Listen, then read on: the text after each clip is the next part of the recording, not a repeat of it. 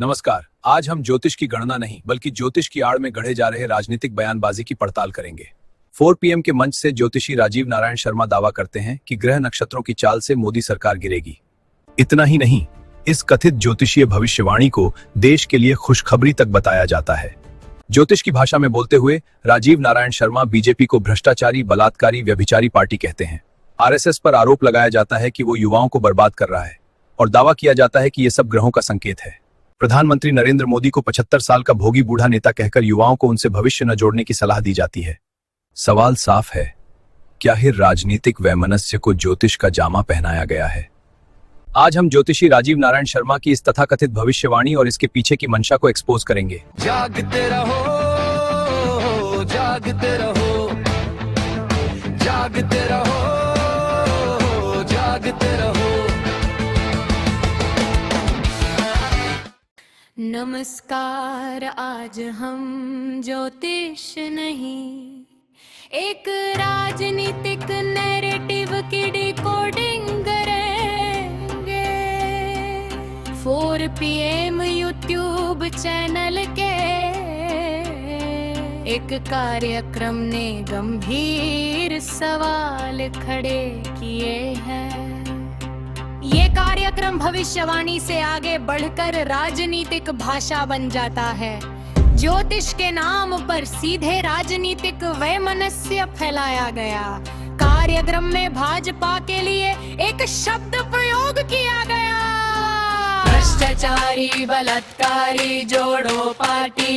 ये कोई ज्योतिषीय शब्द नहीं, ये ना विश्लेषण है ना आलोचना, ये सीधा राजनीतिक लेबल है। ज्योतिष संभावनाओं की भाषा बोलता है, अपमान की नहीं। नरेंद्र मोदी को लेकर व्यक्तिगत भाषा इस्तेमाल की गई। ये 5 साल का भोगी बूढ़ा नेता, ये भविष्यवाणी नहीं है जिसे रिजाइन हो जाना चाहिए।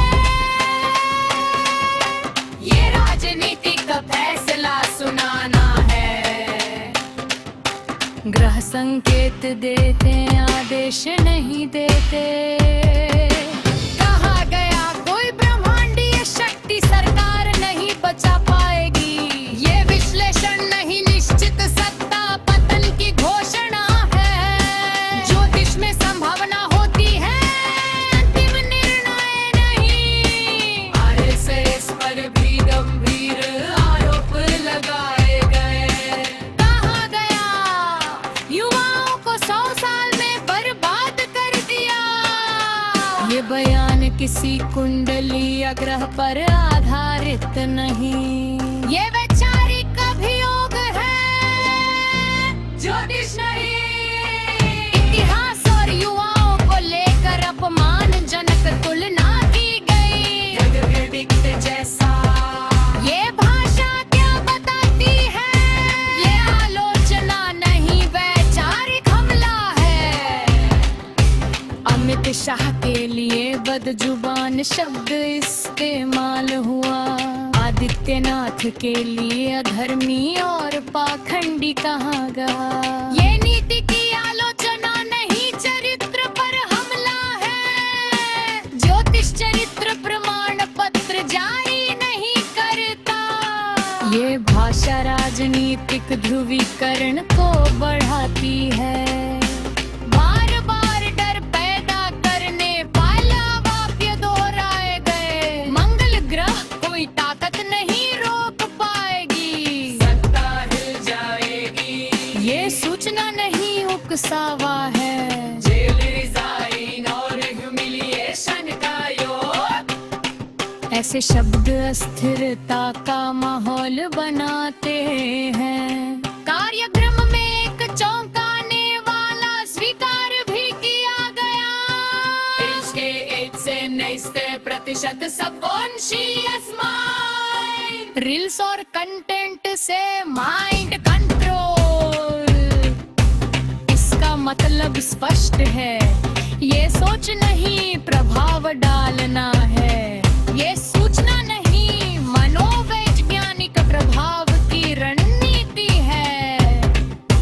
दावा किया गया ज्योतिष सबसे सेक्युलर ज्ञान है। कहा कुंडली में जाति और धर्म नहीं होता, लेकिन बाहर में निशाना सिर्फ एक ही पक्ष और एक पार्टी भाजपा।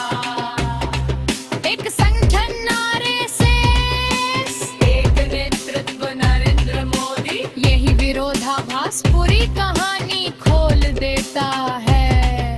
ये भविष्यवाणी नहीं, राजनीतिक वक्तव्य है जो ग्रहों की भाषा में पैक किया गया है।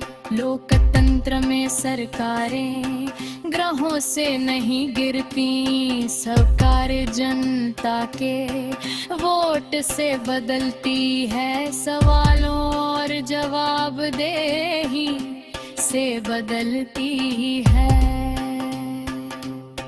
डर से नहीं, भविष्यवाणियों से नहीं।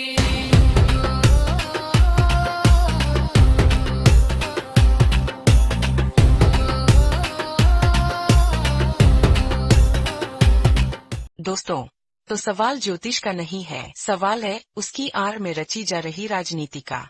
जहां ग्रहों की भाषा होनी चाहिए थी, वहां गाली, डर और वैचारिक हमला परोसा गया। यह भविष्य की संभावना नहीं, वर्तमान को प्रभावित करने की कोशिश है। तंत्र कुंडलियों से नहीं चलता, वह सवालों, बहस और जनता के फैसले से चलता है। इसलिए जरूरी है कि भविष्यवाणियों और प्रोपेगेंडा के फर्क को पहचाना जाए। अगर आपको यह विश्लेषण जरूरी लगा तो वीडियो को लाइक करें, अपनी राय के साथ शेयर करें और ऐसे ही तथ्यात्मक एक सपोज के लिए चैनल को सब्सक्राइब करें, क्योंकि सच हमेशा जांच की मांग करता है। खबर नहीं अब सच देखो, भीड़ नहीं अब सोच बनो, जो दिखे वही सच नहीं होता, हर आवाज को जांचो परखो, जागते रहो, जागते रहो।